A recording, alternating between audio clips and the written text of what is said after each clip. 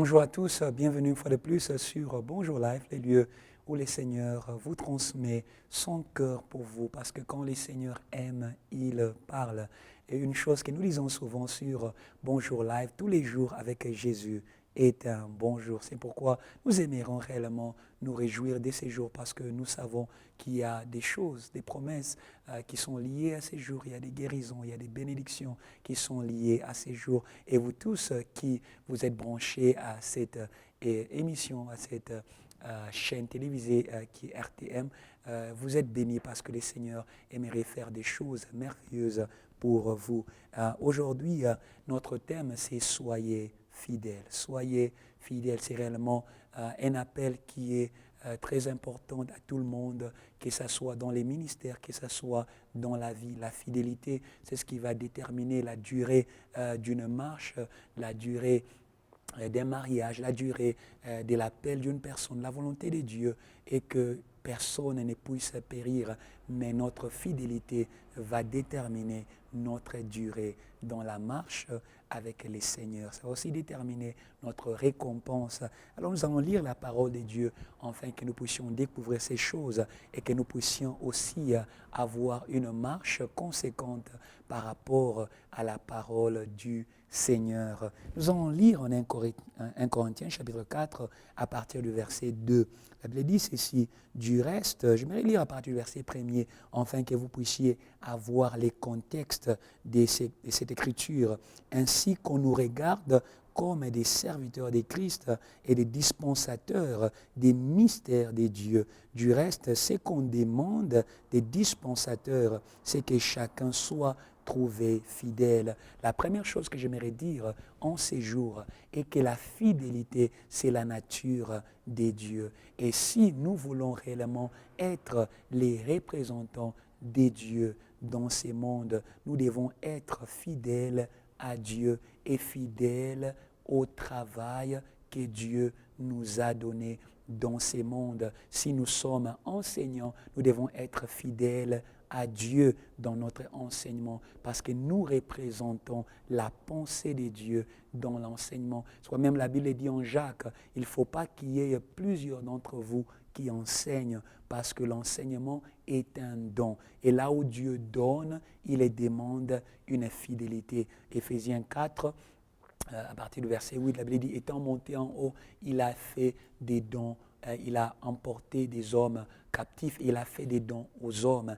Il a donné les uns comme apôtres, comme pasteurs, évangélistes, enseignants et prophètes pour l'édification du corps de Christ. C'est quand nous nous tenons dans la position de la fidélité que nous saurons bâtir avec Dieu, parce que Dieu, il est fidèle. Il faut la fidélité pour travailler avec Dieu. Il faut la fidélité pour représenter Dieu. Si nous sommes pasteurs, soyons fidèles avec les troupeaux qu'il nous a donnés. Oh, j'aime les paroles du bon berger lui-même, qui est notre Seigneur Jésus-Christ. Il dit ceci de son troupeau avant de quitter le monde. Il dit, je n'ai perdu personne, sauf les fils de la perdition. Je n'ai perdu personne de ceux-là que tu m'as donné. Ça doit être les désirs ardents de tout pasteur, de ne perdre aucune âme du Seigneur, de ne pas les perdre, que ce soit de la manière dont nous les dirigeons, que ce soit de la manière dont nous nous comportons. Nous devons nous efforcer à gagner leur confiance et aussi à gagner leur respect. C'est en marchant dans la fidélité, parce que la fidélité va révéler Dieu. Oh, alléluia, parce que notre Dieu est fidèle. Et quand nous sommes fidèles, les gens vont commencer à voir Dieu au-dedans de nous, comme les trois jeunes gens hébreux qui étaient jetés dans la fournaise ardente par le roi des Babylone. Ils avaient refusé de trahir leur consécration qui est d'adorer un seul Dieu, qui est une loi qui nous est donnée à tous. Tu n'auras point d'autre Dieu devant ma face. Et ces trois jeunes gens, Shadrach, Meshach et Abednego, ils étaient prêts à braver même la fournaise ardente, même la colère du roi, afin de s'éteindre pour leur foi afin de se tenir pour ce qui était vrai. Aujourd'hui, j'aimerais vous dire que la fidélité, elle va vous coûter. La fidélité, des fois, et elle va vous amener dans une position où les hommes vont vous haïr, où les hommes, ils vont vous persécuter à cause de votre décision de rester fidèle. Ces hommes sont restés fidèles dans les feux et les dieux fidèles ne les a pas abandonnés dans les feux, mais le roi a vu l'apparition d'une personne au milieu de la fidélité. Approchez Dieu. La fidélité attire Dieu. N'abandonnez pas les seigneurs, qu'importe les souffrances, qu'importe les choses par lesquelles tu traverses, sois fidèle jusqu'à la mort et tu vas recevoir la couronne des vies. C'est l'esprit de fidélité qui a la victoire sur l'esprit du dragon qui combat souvent cela que Dieu a envoyé. C'est pourquoi la Bible dit en Apocalypse, ils l'ont vaincu à cause du sang de l'agneau. Ils l'ont vaincu à cause des paroles, de leurs témoignages. Ils n'ont pas aimé leur vie tant jusqu'à craindre la mort. Les gens qui sont fidèles à Dieu sont des gens qui sont totalement consacrés, sont des gens qui aiment Dieu. La fidélité est une expression de notre grand amour pour Dieu. Combien est-ce que vous aimez Dieu? Les choses que nous traversons dans la vie, dans les ministères, dans la famille, elles viennent pour tester notre fidélité. La fidélité, c'est réellement un mariage avec Dieu. Donc, il est très important, si nous voulons être considérés comme les serviteurs de Christ, comme les dispensateurs des grâces et des bénédictions qui viennent d'en haut, parce que c'est ça les mystères, ce sont des grâces, ce sont des bénédictions que le Seigneur a mis dans des vases de terre, comme l'apôtre Paul dit, le Seigneur a mis ses trésors dans des vases de terre. Des fois, quand nous regardons les hommes de Dieu, peut-être nous pouvons voir la jeunesse, peut-être que nous pouvons voir les manques d'argent ou les manques de ceci ou de cela. Il est très important que nous puissions considérer cela que Dieu considère. Mais vous, à qui Dieu a fait confiance et qu'il a déposé en vous des choses, des valeurs, il est très important que vous soyez fidèles dans la manière dont vous représentez Dieu, dans la manière dont vous gérez. Quand Dieu donne, quand Dieu envoie, quand Dieu appelle, il attend une chose de nous, la fidélité. Et Jésus était un homme fidèle. Nous le voyons par sa parole, nous le voyons par son comportement. Lui qui dit, il dit, le Fils ne fait rien de lui-même, il ne fait que ce qu'il voit son Père faire. Jésus était attaché à son Père. Jésus était attaché à sa mission jusque même à la mort. Et la mort de la croix, soyez fidèles. La fidélité, c'est l'attachement. C'est l'attachement à votre appel. C'est l'attachement à vos engagements. Aujourd'hui, il y a des gens qui parlent une chose, mais qui vivent une autre chose. Il y a des gens qui disent une chose, mais qui font une autre chose. Il vaut mieux ne pas dire et faire que de dire et ne pas faire par après. Soyons fidèles devant les seigneurs qui nous a appelés. Nous allons lire rapidement Luc chapitre 12 et nous allons continuer après cela vers notre deuxième partie. Luc chapitre 12 à partir du verset Luc 12, je me reprends à partir du verset 37, c'est un verset qui parle de la bonne gestion. La fidélité nous amène à la bonne gestion et nous amène à veiller sur nous-mêmes. La parole de Dieu dit ceci, il dit « Heureux ces serviteurs que les maîtres à son arrivée trouveront veillant. » Veillez, veillez. Jésus nous a donné un commandement de veiller et de prier. Veillez sur la manière dont vous faites. Faire les choses, les ministères, ce n'est pas seulement faire les choses, c'est la manière défaire les choses. C'est pourquoi ceux-là qui devaient marcher avec Dieu comme Moïse, Dieu lui a demandé d'enlever les chaussures, d'enlever ses propres chaussures. On ne peut pas faire les choses de Dieu de notre manière. On ne peut pas faire les choses de Dieu selon notre volonté. On ne peut pas faire les choses de Dieu d'une manière qui nous plaît nous-mêmes. Si nous sommes serviteurs de Dieu, nous devons veiller aux choses auxquelles Dieu nous a appelés. Je vous l'ai dit en vérité, il dit, il se scindra, les fera mettre à table et s'approchera pour les servir. La fidélité va vous amener à être approché. Dieu va vous approcher. En d'autres termes, Dieu va vous promouvoir. Si vous êtes fidèle dans les petites choses, Dieu va vous donner les grandes choses. Vous comprenez que des fois, les petites choses ou les petites missions que Dieu nous donne, il ne faut jamais mépriser les jours des faibles commencements. C'est un test de la fidélité. Les seigneurs vous envoient dans un village. Les seigneurs vous envoient une personne qui est malade. Des fois, nous voulons que Dieu puisse nous envoyer une personne qui a de l'argent. Mais Dieu aimerait voir si nous avons réellement un cœur pour les âmes. Il est très important que nous puissions être fidèles dans les petites choses parce que cela va nous amener à être promus, à être approchés plus près. Et vous qui êtes aussi pasteur ou serviteur de Dieu dans les églises, il faut apprendre cette leçon. Il ne faut pas élever avant la fidélité. Parce que si vous élevez des hommes qui ne sont pas fidèles, ils vont utiliser leur élévation afin de vous combattre et ils vont vous arracher les choses que Dieu vous a données. Donc les hommes qui ne sont pas fidèles facilement deviennent des opposants. Comme Absalom était devenu un opposant de son propre père David. Que cela ne puisse pas être votre comportement ou votre partage. Soyez des hommes fidèles. Commencez là où vous êtes. Commencez avec les petites choses. Commencez là où vous êtes. Êtes-vous protocole? Êtes-vous chantre dans l'église? Êtes-vous quelqu'un que personne ne voit? Soyez fidèle là où vous êtes parce que Dieu voit tout ce que vous faites. On sera de retour dans quelques instants. Partageons sur la fidélité. Notre Dieu est fidèle. Soyez aussi fidèles.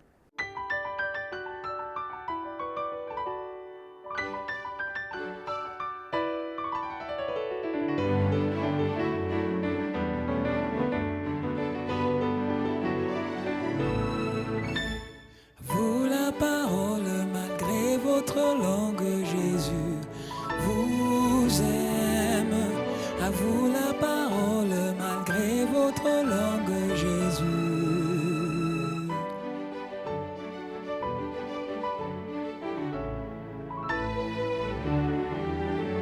À vous la parole malgré votre langue, Jésus. Bonjour life. Bienvenue à tous, nous continuons à lire dans l'Écriture Luc 12 à partir du verset 37, mais maintenant nous sommes au verset 38. La Bible dit ceci, qu'il arrive à la deuxième ou la troisième veille, heureux ses serviteurs s'ils les trouvent veillant. La fidélité, ce n'est pas seulement la fidélité d'un jour. Soyez fidèles dans tous les temps. Soyez fidèles dans les bons moments. Soyez aussi fidèles dans les temps de la nuit. Souvenez-vous du parabole de 5 vierges sages et des 5 vierges folles. Ils n'étaient pas fidèles par rapport au temps. Il y a des gens qui sont fidèles, que quand tout va bien, la fidélité, c'est la nature de Dieu. La fidélité doit être votre nature, parce que la fidélité, c'est la nature de Dieu, le Saint-Esprit qui est au-dedans de vous. Il ne lâche jamais, il est continu. La Bible dit que notre Dieu ne sommeille ni ne dort. Donc il est très important que vous puissiez veiller. Le sommeil est une infidélité. Quand les gens sommeillent, ils deviennent négligents avec les choses ou les travails que Dieu les a accordés. Verset 39, sachez-le bien, si le maître de la maison savait à quelle heure les voleurs doivent venir, il veillera et ne laisserait pas percer sa maison. Vous aussi, tenez-vous prêts, car le Fils de l'homme viendra à l'heure où vous n'y penserez pas. Il est très important que nous puissions aussi veiller parce qu'il y a l'ennemi qu'on appelle les voleurs qui vient pour voler, tuer et pour égorger, pour dérober les choses que Dieu nous donne. Et les voleurs, ils entrent facilement là où il n'y a point des hommes fidèles. Les manques de la fidélité ou les manques d'éveiller, les manques d'éveiller. Quand on n'éveille plus sur son cœur, facilement les péchés vont entrer dans son cœur. Quand on n'éveille plus sur ses pensées, facilement les mal va s'installer dans nos pensées. Quand on n'éveille plus sur notre bouche, facilement on peut devenir un instrument du diable qui va détruire, parce que la même bouche que Dieu utilise pour bâtir son église ou pour bâtir la famille ou pour bâtir toute une vie, l'ennemi aussi peut utiliser pour brûler tout ce qui a été bâti. Donc, il est très important, si nous ne voulons pas tomber dans les pièges du voleur, nous devons veiller. Une manière aussi de rester fidèle, une manière d'éveiller, c'est de prier. Jésus a dit veiller et prier. C'est dans la prière que nous sommes connectés avec l'Esprit de Dieu, qui est réellement une puissance qui va nous garder éveillés, qui va nous amener à voir, parce qu'éveiller, c'est aussi voir les choses comme Dieu les voit. Et quand nous prions, l'Esprit de Dieu ouvre les yeux de notre cœur, afin que nous puissions voir, et l'ennemi ne saura pas facilement entrer. Mais aussi nous veillons enfin de ne pas manquer les choses que Dieu aimerait faire. La plupart des fois, il y a des choses que Dieu veut faire dans notre vie, mais nous ne sommes pas disponibles, nous ne sommes pas éveillés, nous sommes distraits. La distraction est une manque de fidélité. Soyons des hommes qui sont focalisés, des hommes qui ont les pensées qui sont tournées vers les choses qui sont en haut. Aujourd'hui, il y a des gens qui sont préoccupés par l'argent, il y a des gens qui sont préoccupés par les mariages, préoccupés par la renommée, la richesse de ces mondes. C'est pourquoi ils tombent dans l'infidélité, parce qu'ils perdent la focalisation. Aujourd'hui, soyez des enfants de Dieu et des serviteurs de Dieu qui sont focalisés vers les choses qui sont en haut. Ces choses-là, elles vont vous élever au-dessus de ce que vous n'avez pas, au-dessus même des circonstances de la vie. Pierre pouvait marcher sur les eaux parce qu'il avait les yeux focalisés sur Christ. Il avait les yeux focalisés sur la récompense. Aujourd'hui, ayez vos yeux focalisés sur Christ, qui est le rémunérateur de notre foi. Ne marchons pas selon la vue, mais marchons selon la foi. Je continue au verset 41. La Bible dit ceci. Pierre lui dit, Seigneur, est-ce à nous ou à tous que tu adresses cette parabole? Et le Seigneur dit, quel est donc l'économe fidèle et prudent que le maître établira sur ces gens pour leur donner la nourriture au temps convenable? Heureux ce serviteur que son maître, à son arrivée, trouvera faisant ainsi. Il est très important, des fois, quand nous parlons de la fidélité, Pierre était un leader. Nous ne pensons qu'à la fidélité envers nous. Nous voulons que les gens soient fidèles envers nous. L'autorité, parce qu'ici, la Bible dit que Dieu, les maîtres, va élever ou va établir sur ces gens et sur ces biens l'homme qui est fidèle, l'homme qui sait gérer les temps, parce que Dieu fait toutes choses bonnes en son temps. Donc il est très important de connaître les temps par lesquels traversent même les hommes que Dieu nous a donnés. Il y a une capacité d'attirer les gens vers nous avec la bonne gestion. C'est pourquoi le bon berger, il a les oreilles de ses brebis. C'est parce qu'il sait bien gérer les besoins de ceux-là que Dieu lui a donné. Si vous voulez être leader, responsable des personnes, soyez beaucoup plus préoccupés par leurs besoins que par vos besoins. Aujourd'hui, nous avons des responsables qui sont manipulateurs, qui sont abusifs. C'est parce qu'ils sont beaucoup plus préoccupés par leurs besoins que les besoins de ceux-là que Dieu leur a donné. Il est très important aujourd'hui que nous soyons aussi fidèles dans nos intentions par rapport à la gestion des hommes que Dieu nous a donnés. L'autorité de gérer, elle vient du Seigneur. C'est Dieu qui est capable de soumettre les hommes devant vous. C'est Dieu qui a soumis Israël aux disciples qu'il avait suivis jusqu'à la fin. La fidélité, c'est partir jusqu'à la fin. Soyez de ceux-là qui arrivent au bout de ce que vous commencez, parce que le Dieu que nous servons est un Dieu qui termine ce qu'il a commencé. Qu'importe la méchanceté, qu'importe la corruption autour de vous, laissez selon Apocalypse, rapidement je vais prendre pour vous, Apocalypse 22, verset 11. Laissez que ceux-là qui se corrompent continuent à se corrompre. Laissez que ceux-là qui sont en train de se souiller continuent à se souiller. Mais vous qui continuez à vous sanctifier, qui continuez à vous consacrer, continuez. Ne vous laissez pas décourager par votre entourage, que ce soit même votre entourage proche. Peut-être que ce sont vos amis. Prenez la décision de suivre Jésus-Christ jusqu'à la fin. Soyez fidèles jusqu'à la fin, parce qu'il y a réellement une récompense pour tous ceux-là qui sont fidèles. La fidélité de Dieu, elle est manifeste dans la réalisation de ses promesses. Quand Dieu dit une parole, il est fidèle pour l'accomplir. Mais est-ce que nous sommes fidèles pour l'attendre? Il est très important. Un homme ne peut récolter que ce qu'il a sémé. Si vous sémez la patience, si vous sémez la fidélité, la consécration qui est donnée à Christ, vous allez expérimenter la récompense qui est la réalisation des promesses de Dieu, parce que notre Dieu n'est pas injuste pour réellement oublier tous les services que vous avez montrés envers l'Église, envers les saints. Au moment opportun, il va vous récompenser si vous ne lâchez pas à faire ce qui est juste.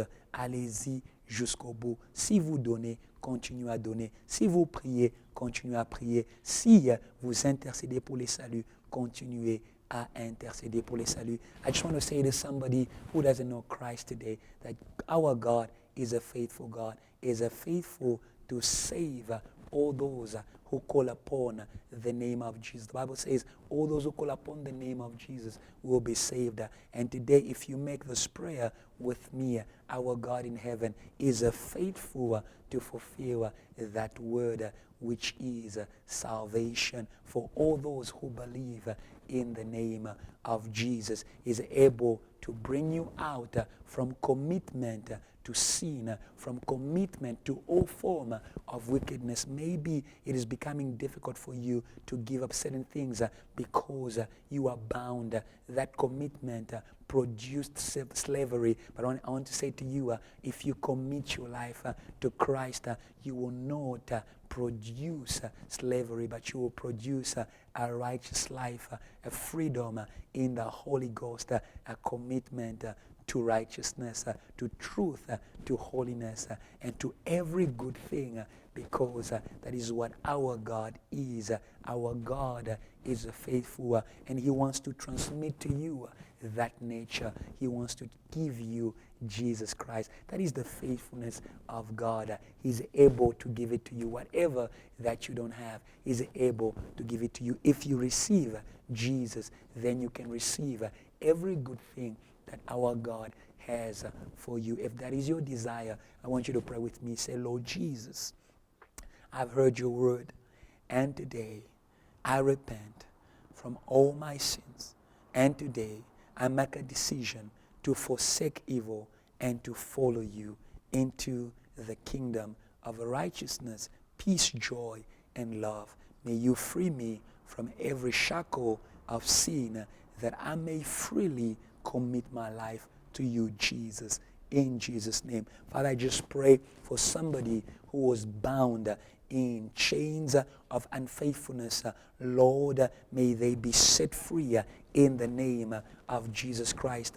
We know the most unfaithful of all is the devil himself, and he's the one who imprisons your children in unfaithfulness. But today, because of the blood of Jesus, the expression of his commitment until death, they can be freed in the name of Jesus. Lord, free your children from every form of unfaithfulness. I pray for those who are married, who are experiencing unfaithfulness in marriage. In the name of Jesus, we break the shackles of unfaithfulness in the same way that Christ is committed to the church that is his bride. May there be commitment in the marriages of people who are following us today. It is in the mighty name of Jesus we have prayed with thanksgiving in our hearts. Amen and amen. God bless you so much. We serve a faithful God who is faithful to fulfill every word that you've heard today.